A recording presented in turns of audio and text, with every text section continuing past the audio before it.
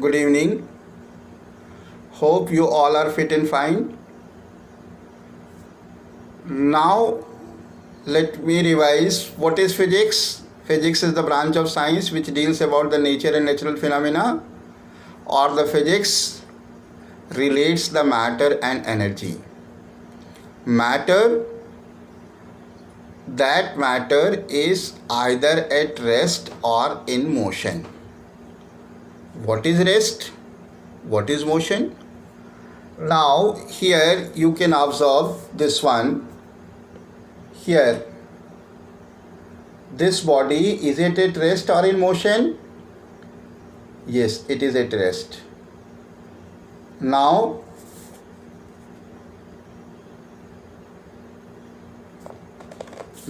in the second case, this body is in motion. How can you say that the body is in motion? Because this body is going to change its position with respect to the surrounding.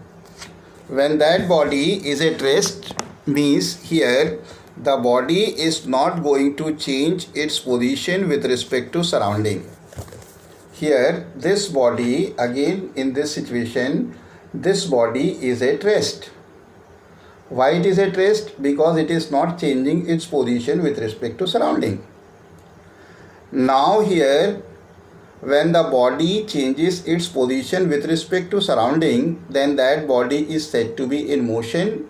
When the body does not change its position with respect to surrounding, then that body is said to be at rest. Now here, in what way the body changes its position? So here, if you observe minutely, this body is going to change its position in this way. Means this body is going to change its position in a straight line. So here this type of motion is said to be motion in a straight line, or it is rectilinear motion. When the body, so here what we are going to do, what we are learning here we are going to classify the motion.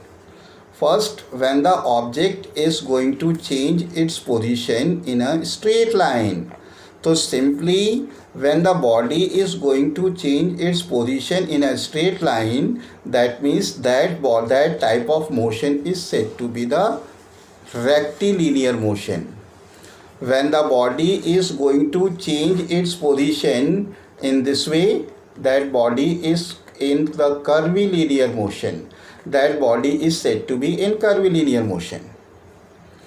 Now here, so and here you can observe this motion, or if I hold this one and you observe in this way, this one. So here in this case, this one is the body is moving on the circular path. So this motion is said to be the circular motion. Is it okay? In this way, and here if you observe, then this wheel is going to rotate. So this type of motion is said to be rotational motion. So here how many here, and now here just to imagine this one is moving like this, to and fro motion. So here this is the oscillatory motion. This one is the oscillatory motion. So first one is the motion in a straight line. Second is the circular motion. Third is the rotational motion.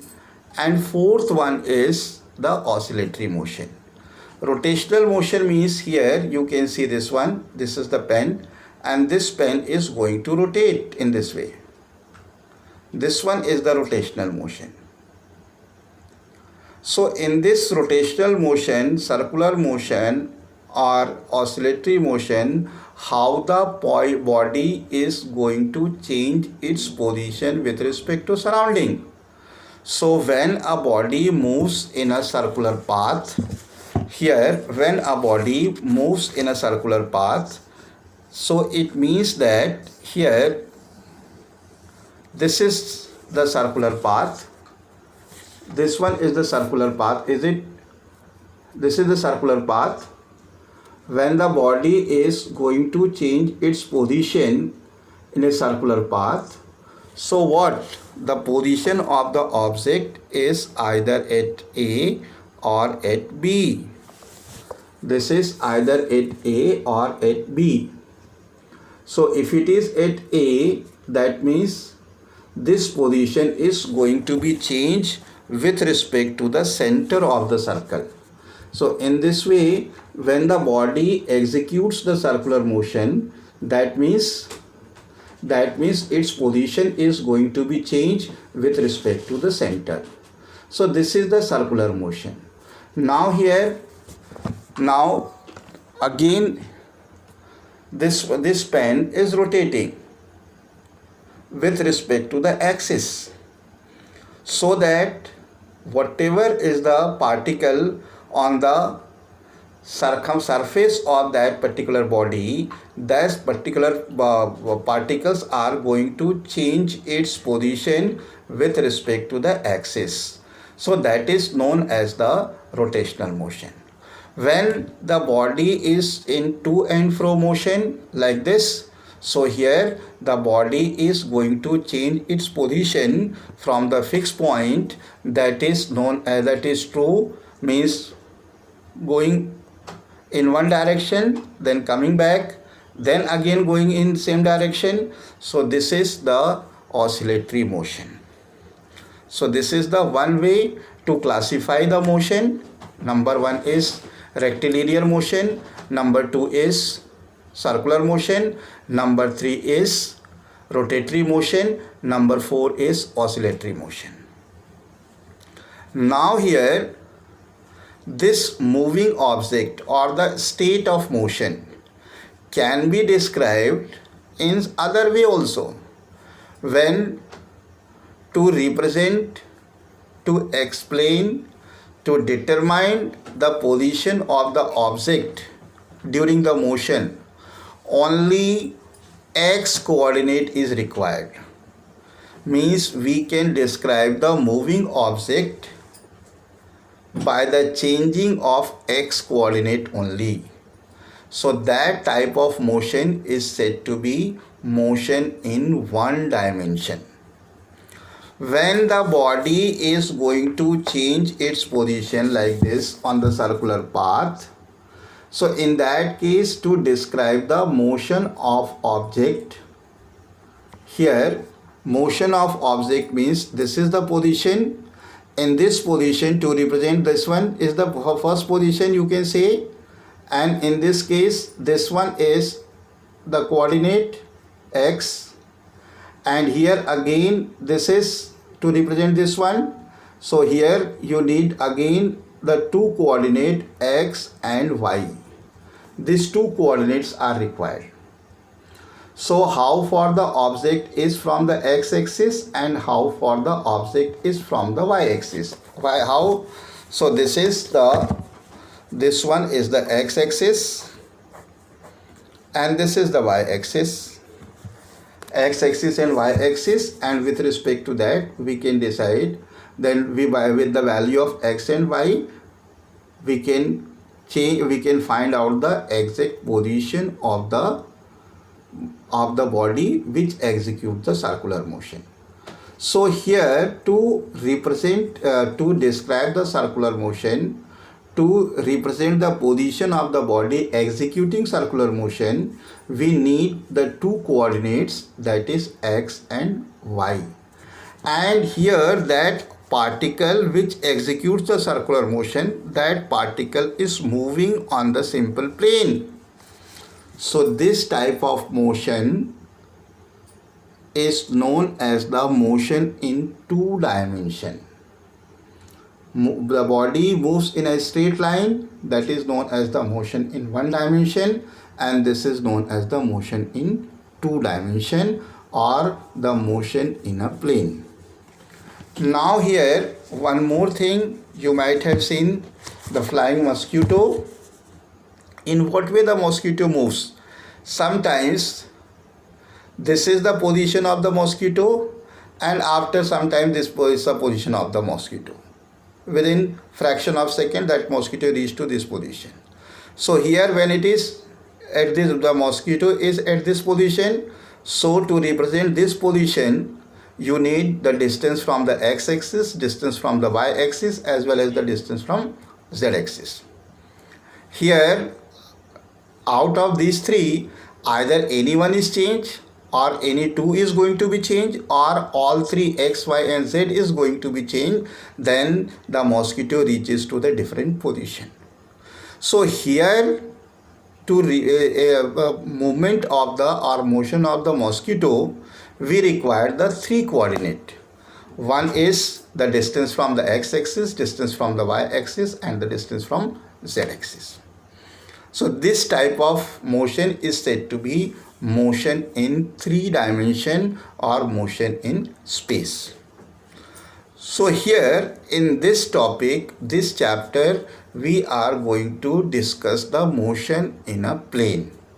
So motion in a plane means when the object is going to execute the motion in a particular plane, means the position of the object can be described by the x-axis as well as the y-axis, or y-axis and z-axis, or x-axis and z-axis, or x-coordinate and y-coordinate, y-coordinate and z-coordinate, or z-coordinate and x-coordinate. So here this is the motion in a plane. So motion in a plane means here if you observe my finger, that finger is moving in this way. So this is called motion in a vertical plane. When the finger is moving in this plane, so it is said to be here in this one, so it is said to be motion in a horizontal plane. So here to describe the exact position of an object which is in the circular motion, we require the two coordinate x and y. So here, as we know that the quantity which can be measured is known as the physical quantity. In that physical quantity, the quantity which can be specified by the magnitude only, mass, length, time, that is the scalar quantity. The quantity which can be specified by the magnitude as well as the direction, that is what? Vector quantity. So how to add the two vectors? Vector quantity. How to subtract the two vectors? How to multiply it by the two vectors? So this addition, subtraction and multiplication is what? Mathematical operation. So mathematical operation on vector quantity. For mathematical operation or vector quantity, we want to know, we want to learn about that. So for that we need a particular branch of mathematics that is known as the vector algebra. In vector, what is algebra? Algebra is the algebra is the branch of mathematics which deals about the mathematical operation on constant and variables. So here mathematical operations on vectors. Vectors means which has the magnitude as well as the direction. So this is known as the vector algebra. So in the vector algebra, first of all, how to represent the vector quantity? Simply the vector quantity can be represented by alphabets. Alphabets means here with a small letter or the capital letter, and with arrow on the head of that one. Here arrow on that particular arrow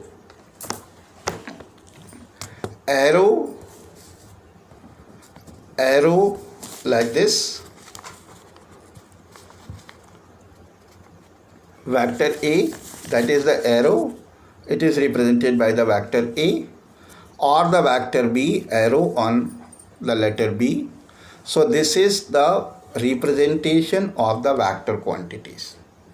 Representation of the vector quantities means simply we have to choose the alphabets, and on that alphabet we have to put the arrow on it. So arrow on it means here suppose this is A and this one is the arrow on it. So this is the vector quantity. That arrow shows the direction. Now if you know that force, is it scalar or vector? Vector quantity. And if it is a vector, so now here this one is the object, this one is the object.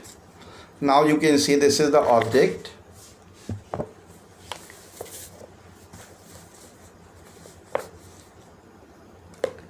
This is the object, and force is applied in this way. So that object used to move, and suppose two forces here, one from this pen and other force is applying from some other pen. So in that case here these two pens are going to apply the force together. So in that case both the forces are acting in the same direction. So both the forces are going to be add. When both the forces are acting in opposite direction, so simply that is going to be subtract. So this addition and subtraction of the vector quantity depends on its direction.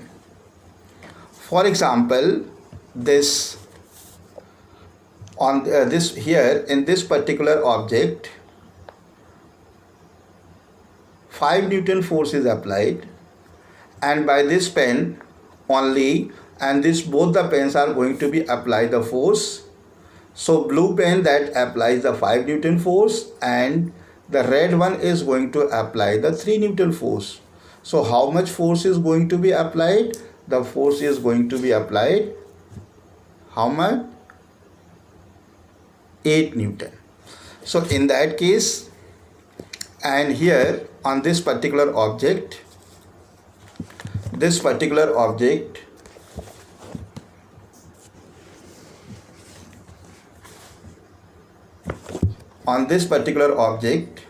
here one force is applied in this from this direction, and this force is applied from the opposite direction. So in that situation what happened? The force applied from the opposite direction, and so the force, which one is greater?